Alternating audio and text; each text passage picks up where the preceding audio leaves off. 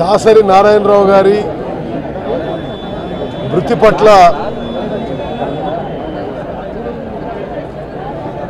Congress party అధ్యక్షురాలు గౌరవనీయులు సోనియా గాంధీ గారు,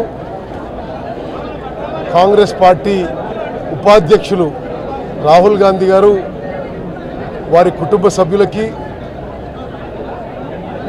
వారి మిత్రులందరూ కూడా ప్రగాఢ సానుభూతి సంతాపం తెలియజేస్తున్నారు.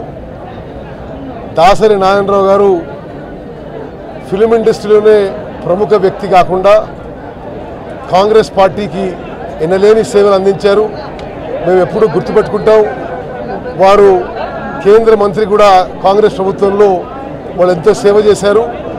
మరి తెలంగాణ కాంగ్రెస్ పార్టీ తరఫు నుంచి కూడా వారి కుటుంబ సభ్యులకి మా ప్రగాఢ సానుభూతి సంతాపం తెలియజేస్తున్నాం.